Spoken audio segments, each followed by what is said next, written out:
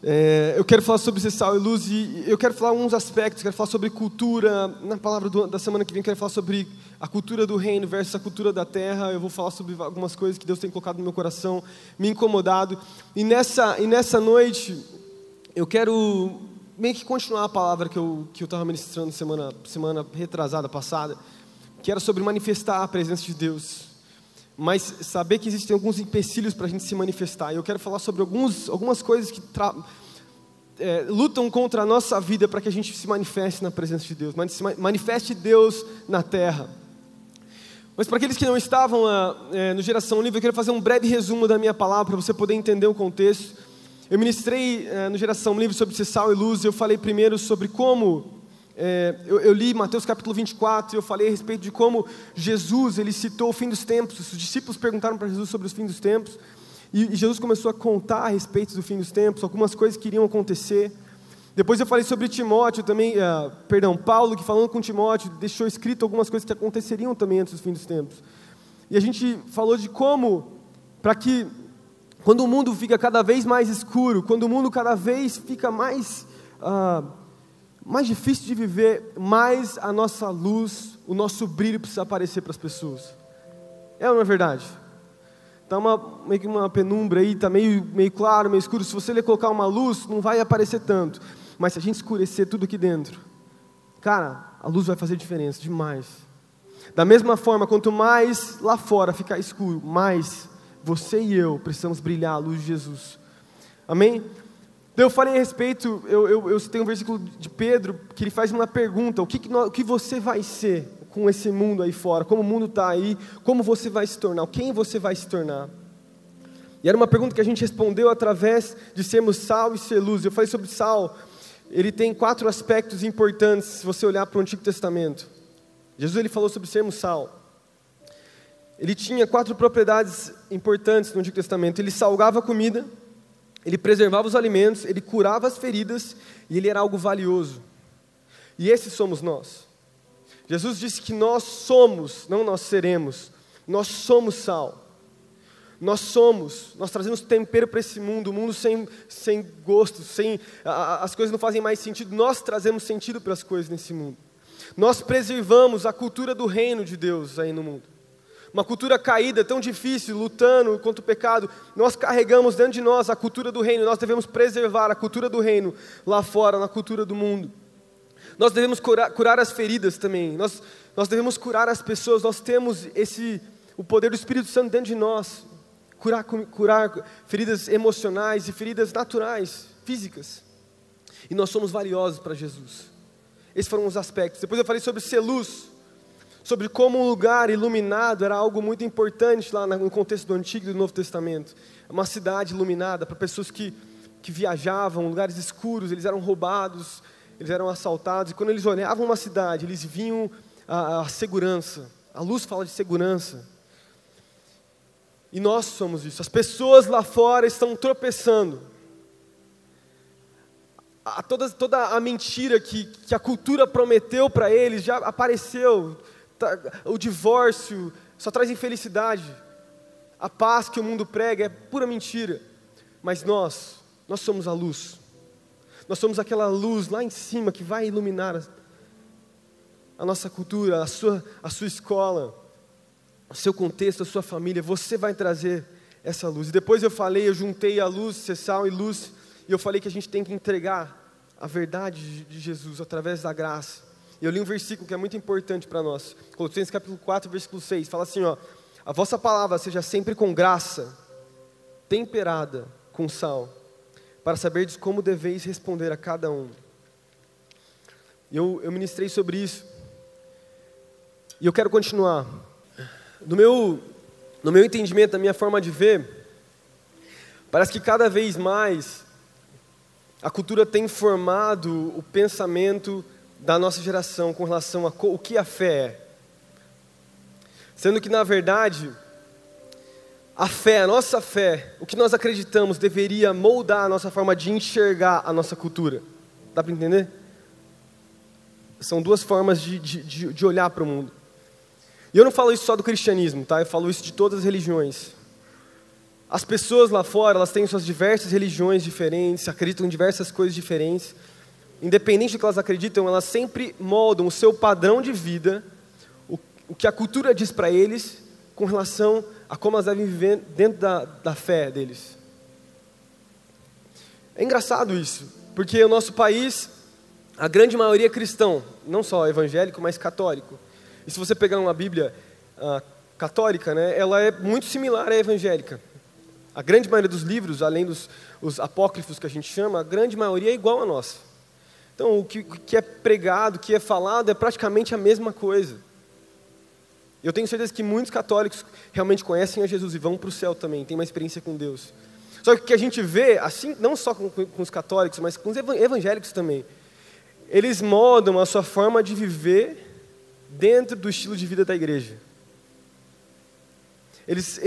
Eles conseguem, eles amoldam os padrões do mundo com os padrões da igreja, ou da igreja não, do evangelho, e eles fazem uma mistura de vida. E começam e não vivem um padrão de Deus, vivem um padrão próprio. E isso eu falo para todas as religiões, todo mundo é assim. Festas, sei lá, curtição, mas eu estou lá na igreja de domingo, estou lá na igreja de sábado, não posso faltar. Eu me lembro de um amigo meu, quando eu entrei na faculdade, fazia engenharia na época, e um amigo meu, ele era cristão, era crente. E eu lembro que, porque eu não ficava, não ia nas festas, ele começou a me questionar sobre várias coisas. E daí ele descobriu que eu era cristão, evangélico, ele falou, eu também sou, também vou, não vou citar a igreja que ele ia, mas... Daí ele começou a ver meu estilo de vida, e ele começou a falar, cara, não faz sentido isso, você pode ver algumas coisas. Eu falei, cara, você já abriu sua Bíblia, você tem um tempo com Deus? Ele falou, mas não faz sentido isso, a gente pode curtir, a gente pode ter uma vida com Deus, cara, eu tenho Deus no meu coração, eu acredito em Jesus. Mas quando eu tive mais liberdade, quando eu falei, cara, você realmente acredita? E não é só acreditar, é você realmente vive o que Deus fala para você viver? Eu lembro que foi um choque para ele muito grande, mas eu lembro que esse cara é o típico exemplo de um cristão religioso que tem uma aparência para as pessoas na igreja, mas uma outra aparência lá fora. Isso chamou muito a minha atenção. Eu quero falar sobre isso nessa noite, sobre não existir essa mudança, de não deixar a cultura moldar o nosso padrão de vida e não deixar que a cultura se misture com o padrão que Jesus tem para nós aqui dentro da igreja. Não só dentro da igreja, mas o padrão que Jesus tem para você viver. Jesus te chamou para viver em santidade, em pureza. Jesus te chamou a viver uma vida de verdade para as pessoas, de mostrar, de testemunhar o Evangelho.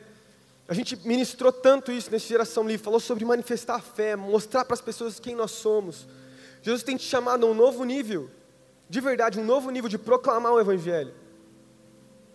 Eu sei que muitas vezes ações falam muito mais do que palavras, é verdade isso.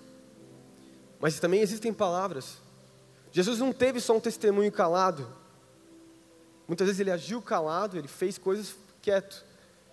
Mas a maioria do tempo ele abriu a sua boca e ele falou. Nós somos chamados a viver dessa maneira também. As pessoas vão ver Jesus através das suas ações, mas você precisa dizer sobre Jesus para as pessoas. Nós somos chamados a falar sobre Ele. Nós somos chamados a viver essa verdade e falar dessa verdade. Falar do que nós acreditamos. Você está aí comigo? Você está prestando atenção? Não está comigo aí? Não está dormindo não? Amém? Tá, então antes de eu continuar a minha ministração, eu quero fazer uma oração para a gente dar início mesmo ao que eu quero falar.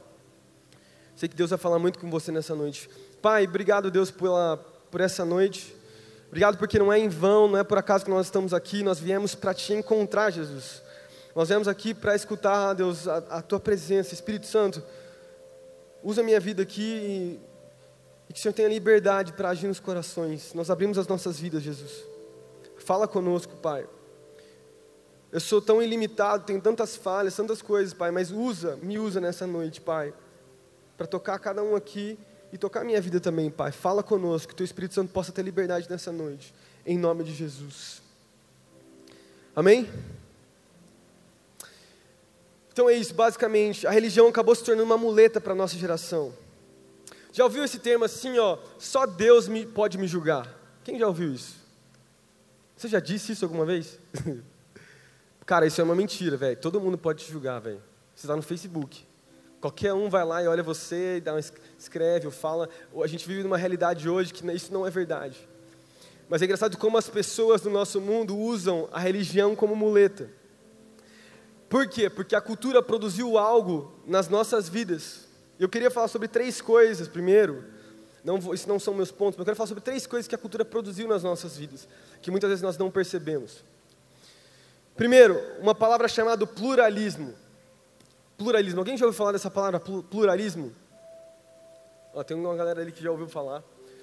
Essa palavra pluralismo fala a respeito de diversidade.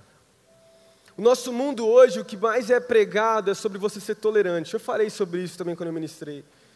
Respeitar as diversidades de opiniões, diversidades de religiões. E nós devemos respeitar. Mas nós precisamos criar algo. Nós precisamos entender algo e crer que somente Jesus é o Senhor e Salvador. Eu lembro de diversas campanhas que eu já fui como participante, também como obreiro, e quando a gente ia evangelizar, muitas vezes, não sei se já aconteceu isso com você, o pessoal que já foi, quando você ia falar de Jesus para a pessoa, falar de Deus, a pessoa falava, não, mas todas as religiões levam para Deus. O importante é a gente crer em algo. Quem já ouviu isso já, essa história? Caraca, isso tem sido falado demais, gente. Isso chama-se pluralismo. É uma estratégia do diabo para tentar convencer, porque tem cristãos que creem de verdade que o importante é você crer em algo, é você acreditar que existe um Deus. Mas deixa eu falar algo para você. Só existe um Deus verdadeiro. Um Deus verdadeiro. João capítulo 14, versículo 6. Jesus disse, eu sou o caminho, eu sou a verdade e eu sou a vida.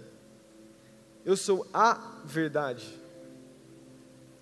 A verdade tem voz. E o nome dela é Jesus. O nome dele é Jesus. As pessoas lá fora tentam pregar essa realidade de que qualquer caminho leva a Deus. E não é verdade, o caminho é Jesus. Existe um só Deus, existe um mediador entre os homens, que é Jesus, que veio há 2000 anos atrás e morreu pelas nossas vidas. Para a gente poder ser sal e luz, primeiro a gente precisa ter essa certeza no nosso coração.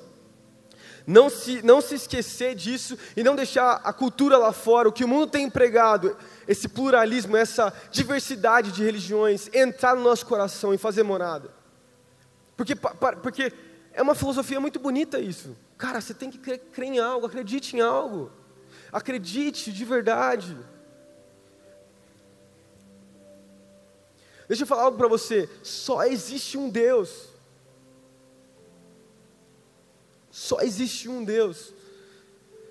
A nossa Bíblia fala a respeito disso, tem inúmeras histórias, inúmeros acontecimentos que mostram isso, que só existe um Deus. E a gente precisa crer nessa realidade. Amém? Você está comigo, hein? Segunda coisa que a cultura produziu nas nossas vidas, e ela produziu no mundo lá fora, a boa vida, os bons feitos. Essa é a verdadeira religião, o que realmente importa. Quem já ouviu isso também? A Bíblia fala sobre boas ações. Uma pessoa muito boa, uma pessoa que faz muitas coisas, uma pessoa que ajuda muito as pessoas, que faz muito pelos outros. É muito bonito isso. Mas não é só isso. O que a Gabi leu aqui, que as pessoas davam uns para os outros, ajudavam as viúvas, ajudavam as pessoas, era verdade mesmo, a igreja era muito abençoadora. Mas cara, se não tiver Jesus no meio da bênção, no meio da ajuda, não faz sentido. A gente precisa ajudar as pessoas, realmente nós precisamos. A nossa igreja, você sabe disso, nós temos um instituto aqui que nós abençoamos, a gente tem uma creche que nós sustentamos muitas crianças. Isso tem que acontecer. Tiago fala sobre isso. O livro de Tiago, né? A Bíblia fala sobre isso, sobre a gente ajudar pessoas. Mas não é só sobre isso, gente. Nós não somos só um grupinho feliz aqui, ajudando uns aos outros e fazendo caridade. A gente está aqui para levar Jesus. E Jesus não é caridade, velho. Jesus é necessidade. É uma necessidade. Não tem como viver sem Ele. Arroz, feijão, batata, macarrão, tudo isso é muito bom. Mas se a pessoa tiver tudo isso e não tiver Jesus no prato dela, lá, quando ela for comer, velho, ela está ferrada. Ela não vai para o céu. Isso a gente tem que crer no nosso coração. A gente sermos sal e sermos luz é ajudar pessoas. É fazer feitos, boas coisas para as pessoas. Ajudar, servir, amar. Mas mais do que isso, levar Jesus. Levar Jesus. A gente foi em algumas viagens missionárias esse último ano, né? Vamos todos os anos com interns. Em uns momentos a gente foi lá, acho que foi, não sei se foi nas Filipinas ou foi em Honduras, a gente foi num hospital. Ah não, estou falando da África, essa foi na África. A gente foi lá num hospital na África e a gente comprou, olha a situação do país, a gente comprou um monte de sabão em pó e passou uma tarde cortando lá e tal. E a gente foi pro hospital para entregar o sabão em pó para as pessoas. Sabão em pó não, perdão, sabão em pedra. A gente foi lá cortar o sabão em pedra. Sabão em pó não, porque também eles não tinham nem máquina de lavar, para vocês terem ideia, né? A gente foi lá entregar sabão em pedra para eles, cortamos sabão em pedra e tal, e eu me lembro da reação das pessoas, de verdade, de agradecimento, obrigado por você me trazer isso, como algo precioso e valioso, porque aquilo lá valia muito, é caro aquilo, as pessoas não conseguem lavar, não conseguem tomar banho direito, mas depois disso, isso era uma forma da gente abrir uma oportunidade de a gente falar de Jesus para as pessoas. Era uma oportunidade, porque isso abriu um diálogo, abriu a oportunidade de um diálogo e a gente começava a falar de Jesus, pregar a palavra. Falar, então, deixa eu falar de Jesus. Você conhece Jesus? Cara, Jesus quer transformar a sua vida e tal. E a gente ia conversando, e as pessoas iam se abrindo, por quê? Porque as ações, elas falam muito alto, e elas dão a oportunidade de a gente pregar o Evangelho. Então a gente precisa pregar o Evangelho, a gente precisa fazer boas obras, mas mais do que isso, não só viver disso, porque o mundo tenta dizer que as boas obras é o suficiente, mas não é o suficiente. Jesus é o essencial. Amém? Outra coisa que eu estava pensando a respeito do que a cultura talvez produziu, isso mais no meio cristão, é o cristão que vive de buffet, é buffet que fala ou buffet? Buffet. Já ouviu falar do cristão buffet? Quem já ouviu falar? Self-service. Eu ministrei no Geração Livre, uma outra Geração Livre, eu falei sobre Jesus e os pães lá, que ele entregou e pães numa mesa. Mas o cristão buffet é exatamente aqueles caras. Eles vão para dentro da igreja, existe uma mistura da cultura terrena com a cultura do céu, e eles vão para a igreja, eles vão para lá para se servir. Eles vão lá, eles pegam lá o bife, a batata frita, porque é gostoso pra caramba, pegam, sei lá, um macarrão, daí chega na parte da salada, normalmente a salada é no começo, né? Pulam uma parte da salada, chega na parte do brócolis, quem curte brócolis aí? Nossa, velho, brócolis refogado e tal, na manteiga, vários tipos, é muito bom. Mas chega na parte do brócolis, sei lá, o que mais que é saudável, mas não é tão gostoso? Abobrinha, que a mãe sempre fica falando para você. Chega na parte que não é tão gostoso, o cara vai e ele pula. Porque tem áreas na vida daquele cara, daquela menina, que ele não quer se envolver. Então ele pula. E ele se serve do que ele gosta, tipo uma criança quando vai comer algo. Só come o que quer. Adolescente também, né? Adulto também, não é só adolescente, nem só criança. E é o que a cultura do mundo lá fora, terrena, produziu nos nossos corações. A gente não percebe isso. Cada vez mais, quanto mais o tempo passa, mais fácil as coisas ficam. Você sempre quer as coisas mais rápido, você sempre quer as coisas de mão beijada, você procura, você tem opções diferentes, você tem aplicativo onde você abre. No tempo dos nossos pais, nunca isso existia. Você vai lá e procura na hora. Você paga, seu cartão de crédito já está vinculado lá, você clica, comprou, o cara vem e ele entrega na tua casa, o que você quer, o que você gosta. E o problema é que essa mentalidade, essa cultura está tão impregnada na nossa mente, que muitas vezes nós entramos dentro da igreja, E nós começamos a ver dessa maneira também. O pastor prega algo que você não gosta. Não estou falando de mim, estou falando de o líder lá na cela, prega algo que você não gosta. Deixa de lado. Ele prega algo que você gosta, o amor de Deus, o favor de Deus, você pega para você. A gente não percebe isso, mas a gente faz isso naturalmente. Porque o mundo nos ensinou isso, porque a cultura do mundo nos ensinou isso. Mas deixa eu falar algo. Existe uma plenitude da Bíblia. Algo completo que Deus quer que nós vivamos e tenhamos. Mas para que isso aconteça, a gente tem que abrir os nossos corações, porque senão a gente não vai conseguir pregar lá fora. Nós não vamos ter autoridade, nós não vamos conseguir pregar o Evangelho de verdade, porque nós não temos todas as áreas entregues para Jesus. Se queremos ser sal e luz, nós precisamos entregar tudo para Ele, se servir de tudo que Ele tem para nós, mesmo que não seja tão gostoso. Aquilo lá vai nos ensinar, aquilo lá vai produzir algo nos nossos corações, nas nossas vidas. Vai produzir um crescimento, um amadurecimento. É o que o Douglas ministrou. Quem lembra que o Douglas ministrou? Sobre leite e sobre a maturidade espiritual, né? Os bebês e aqueles que já têm maturidade. Alguém que é maduro na fé come de tudo. De tudo que ele tem para comer. A gente não pode deixar, nós não podemos deixar essa realidade penetrar nos nossos corações, penetrar nas nossas vidas. Amém? Você está comigo aí? Então, eu queria, trazendo esse contexto, eu queria ler Tiago capítulo 1, versículo 6. Tiago capítulo 1, versículo 6. Não sei se vai colocar aqui ou não. E se você está anotando, Tiago capítulo 1, versículo 6 a 8. E eu quero, através desses versículos, o que é legal a respeito de Tiago, é que Tiago era um cara muito prático, um homem de Deus muito prático. Eu já vou ler, gente.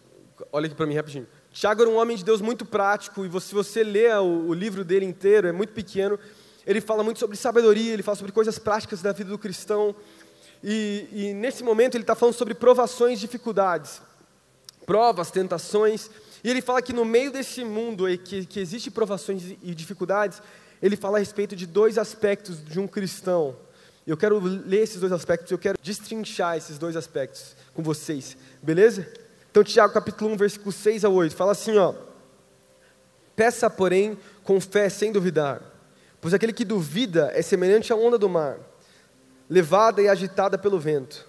Não pense tal pessoa que receberá coisa alguma do Senhor, pois tem a mente dividida e é instável em tudo o que faz.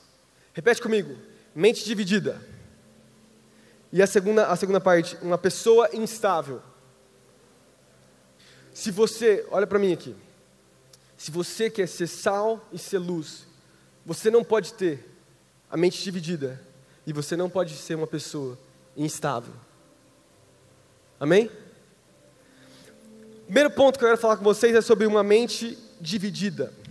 Uma mente dividida. Repete comigo de novo. Uma mente dividida. Só para você acordar. Mais uma vez. Gente do céu, que caramba, velho. Vamos lá, vai. 1, 2, o tempo. Mais uma vez. Uma mente dividida. Uma mente dividida. No Novo Testamento, na época, principalmente na igreja no final da época da igreja primitiva, olha para mim, estou contando um pouco de história, mas vai ser bom para você. No final da época da igreja primitiva, principalmente na época de João, o último apóstolo que fica vivo, e até o século 3 da igreja primitiva, a igreja luta contra um negócio chamado gnosticismo. Quem já ouviu falar sobre gnosticismo aí? Deixa eu explicar para você o que é gnosticismo. Eram pessoas que praticamente, era uma corrente filosófica que até se infiltrou dentro da igreja, e não só dentro da igreja, mas fora da igreja, que misturava algumas coisas que tinha dentro da igreja com coisas que estavam fora da igreja. E basicamente o que eles pregavam era um elitismo espiritual. Eles falavam que a salvação vinha através de conhecimento. Quanto mais você conhecia, mais você tinha certeza da sua salvação. E daí eles pregavam a diferença entre as pessoas que não tinham sabedoria, principalmente pessoas mais pobres, das pessoas que tinham inteligência, conhecimento, estudavam a palavra de Deus. E com isso eles foram separando, muitas igrejas foram divididas no 2º e no 3º século por causa desses caras. E tinha algo muito interessante que eles pregavam, e você tem gnosticismos, correntes filosóficas até hoje você vai encontrar, que eles falavam assim que que a crença maior deles, além da salvação, era de que o seu corpo, a sua alma e o seu espírito eram divididos. Tudo que você cria e você entendia e você acreditava não tinha a ver com o que você fazia no mundo, porque era algo além, era algo espiritual.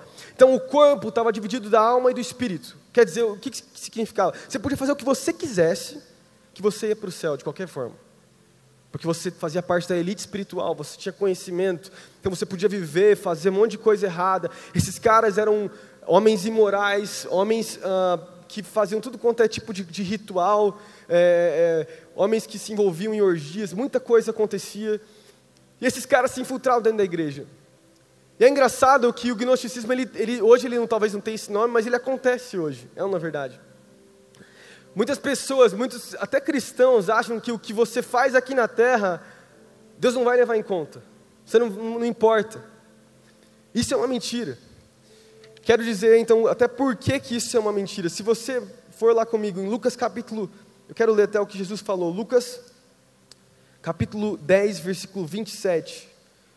Por que isso que os gnosticistas aí falavam é mentira? Lucas capítulo 10, versículo 27. Acabou saindo aqui, vou ler para vocês. Fala assim, ó.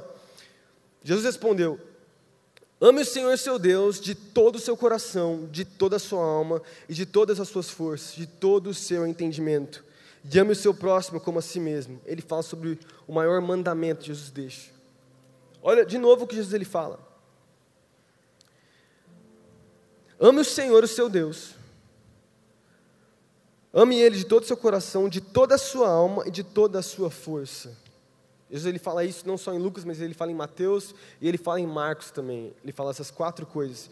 E tem 4 coisas a resposta de Jesus que responde essa corrente teológica, não só corrente teológica, mas uma corrente de vida mesmo, que muitas pessoas vivem hoje essa realidade.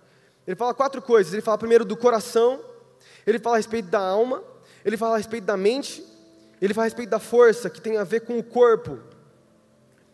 Coração, ele representa a sua essência, quem você é lá dentro, quando as pessoas não estão vendo, quando tem a ver com quem você é lá no mais profundo, que ninguém pode ver, mas Deus pode ver.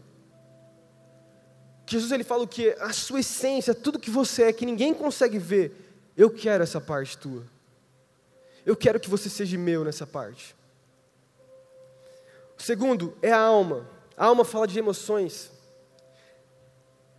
Deus, Ele nos criou com uma alma, Ele nos criou com emoções. E a Bíblia fala, inclusive, que o próprio Deus tem emoções, sabia disso? A Bíblia fala que Deus se entristece. Deus tem ciúmes. Ele tem ciúmes de mim, de você, quando a gente se distancia dEle, faz coisas erradas, Ele não gosta disso. Porque Deus é um Deus relacional, Ele se relaciona com seres humanos. Os seres humanos foram criados com emoção. O que Jesus está falando nesse versículo de Mateus, Marcos e Lucas também? Essa parte das emoções também tem que ser dele.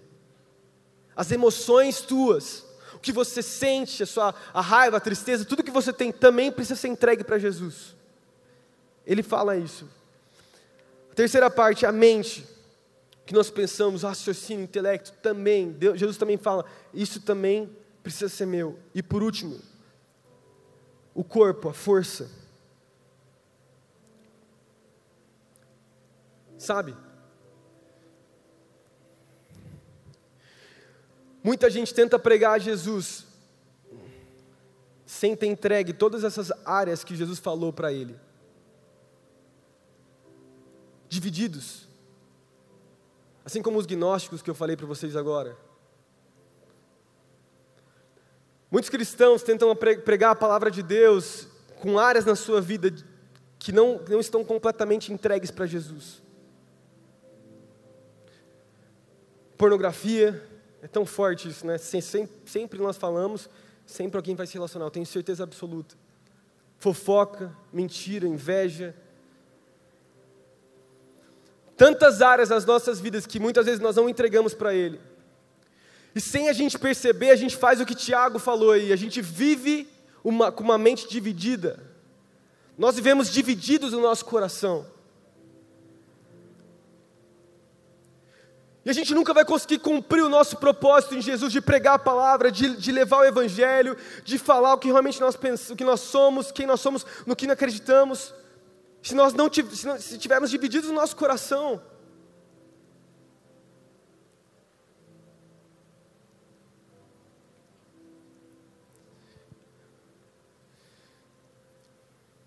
Existem áreas na sua vida que Deus precisa entrar ainda.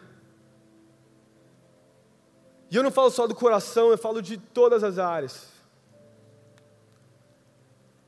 Áreas que Jesus falou e que nós precisamos entregar para Ele. A Bíblia fala que o coração é enganoso, a Bíblia fala, tem muitos versículos sobre o coração. Mas eu sinto nessa noite, presta atenção, olha para mim aqui, eu sei que tem gente conversando, não tem importância. É para aqueles que estão prestando atenção. Para você realmente viver a plenitude de Jesus e ser salto, e ser todos aqueles aspectos que eu falei naquela ministração, você precisa entregar todas as áreas da sua vida para Ele. Não ser dividido.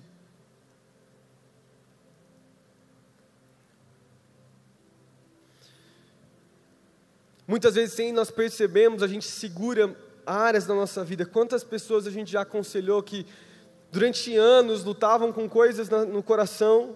Eu não falo só de membro, estou falando de supervisor, estou falando de pessoas mais envolvidas, que demorou anos para entregar para Jesus de verdade. Aquela amargura, talvez uma raiva de alguém, sei lá, um sentimento ruim, eu não sei. Mas pra gente, o que eu sei é o seguinte, Jesus ele falou que a gente não pode ser dividido. A gente tem que entregar tudo para Ele. Que a partir do momento que a gente se ajoelha, a gente entrega para Jesus tudo que a gente tem, tudo passa a fazer sentido nas nossas vidas. Porque a cultura lá fora, as pessoas lá fora, elas estão divididas.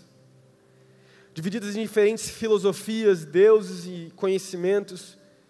E sem perceber, elas estão sendo enganadas. Divididas.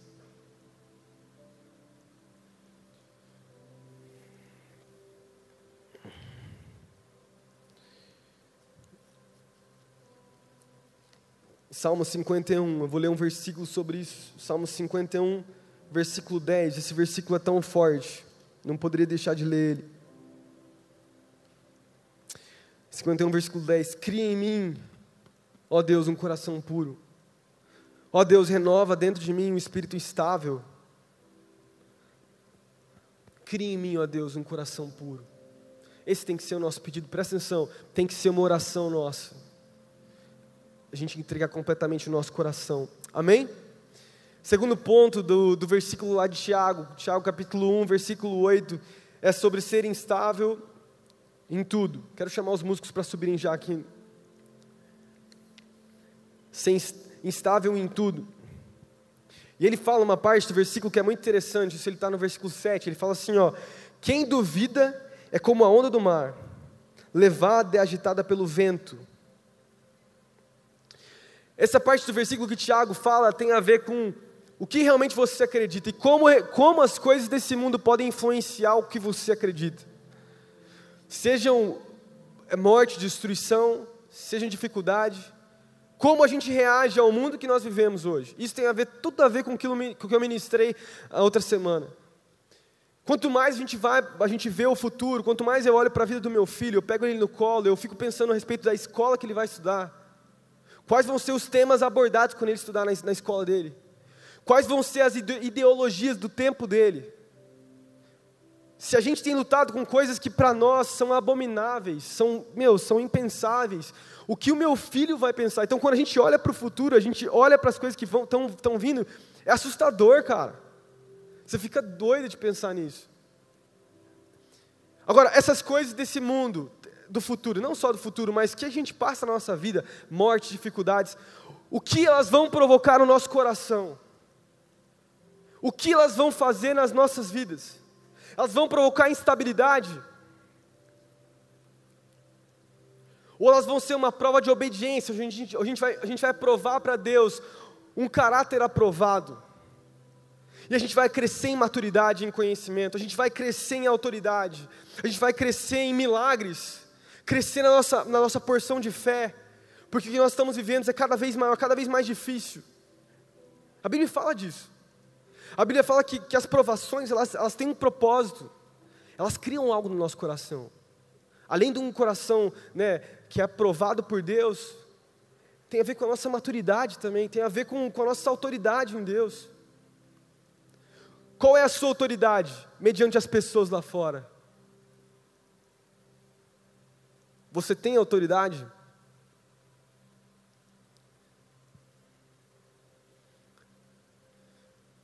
Ou qualquer coisa que acontece na sua vida, qualquer coisinha já é algo que te traz instabilidade. Os ventos dos problemas dessa vida batem no teu coração, batem na tua vida. A tua amiga fala algo de você e você fica chateadíssima, fofoca, algo que pega você lá dentro e você, se fecha. Não vou mais falar com ninguém, não acredito mais em nada, não estou afim de ir na célula, não estou afim de mais nada. Quero que se exploda esse mundo. Quero matar aquela menina lá. Sei lá, não sei qual que é o contexto aí. Um professor teu, sei lá, malucão, que fica pegando no teu pé. Você tem vontade de levar uma arma para a escola, dar um tiro na cara dele. Estou brincando, está amarrado em nome de Jesus, não faça isso, amém? Agora, o que te dá, o que traz instabilidade na tua vida? Pensa comigo agora, porque para todos nós somos como Pedro, sabia? Que o Raza falou. Jesus, ele grita, ele fala, vem até mim. E nós saímos do barco, que é a igreja, que é o nosso ambiente de conforto. E a gente começa a caminhar nesse mundo, com fé. Não olhando para as coisas ao nosso redor, porque nada disso importa, esse mundo vai passar. Esse mundo é passageiro, o que vai permanecer e é eterno é Jesus. E a gente vai andando para Ele, a gente começa a andar para Ele, a gente vai andando, daí bate os ventos dos problemas, uma morte de um ente querido, alguma coisa acontece, e o nosso pé começa a fraquejar. E a gente começa a olhar para as coisas ao nosso redor. E a nossa luz, que antes estava tão forte, depois de uma geração livre, começa a se apagar devagarzinho. O nosso sal começa a perder o sabor. Deus tem nos chamado para viver essa maneira diferente do que o mundo tem tentado impor nas nossas vidas. Amando Ele de todo o coração, vivendo uma vida de estabilidade. Vivendo uma vida de estabilidade. Amém? Você está comigo nessa noite? Eu espero que não seja uma palavra que, não sei, te coloque para baixo. Eu quero te levantar nessa noite. Porque a sua identidade é aquilo que Jesus ele disse que você é. Amém? Fica de pé comigo nessa noite. Deixa tudo que está no... Se puder apagar mais as luzes.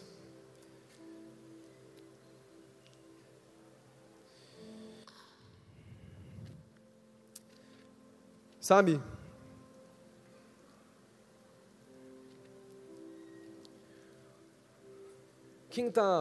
Todo mundo trouxe o celular aí, todo mundo trouxe o celular, né? Pega o seu celular agora. Vai na lanterna dele. Se puder desligar as luzes.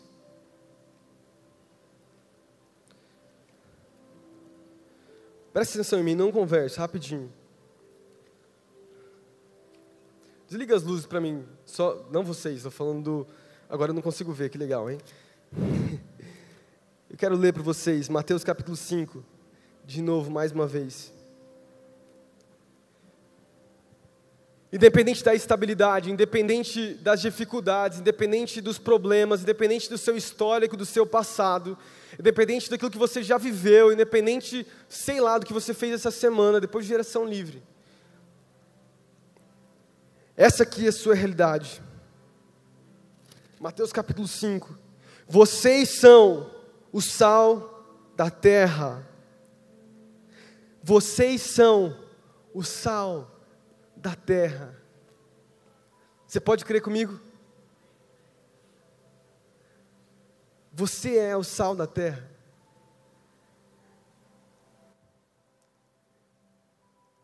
Vocês são a luz do mundo.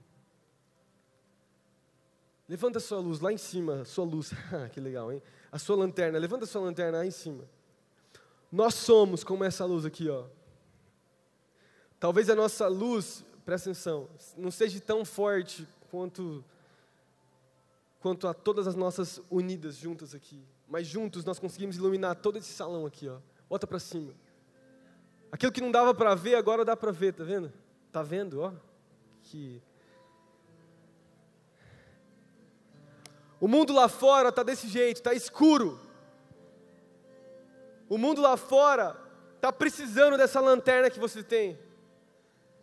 A sua luz parece pequena perto dos seus amigos, perto das pessoas que te rodeiam, perto da sua família.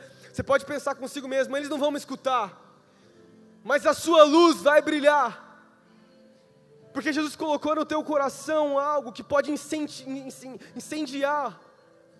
uma escola inteira, incendiar pessoas, incendiar toda uma geração. Você pode crer comigo? Quem aí é essa geração? Quem aí é essa geração que é sal e luz desse mundo? Deus nos chamou para ser sal e luz. Você é sal e luz. Feche seus olhos agora, desliga sua lanterna, ainda com as luzes apagadas. Feche seus olhos. Oh, Jesus, Tu estás aqui, Jesus, preenchendo os corações nessa hora, transformando, Pai, vidas, fazendo daqueles que não eram luz, luz de novo, Pai, sal de novo, Jesus. Vem nesse momento, Pai, transformando os corações, Jesus. Feche seus olhos, vamos cantar. Oh.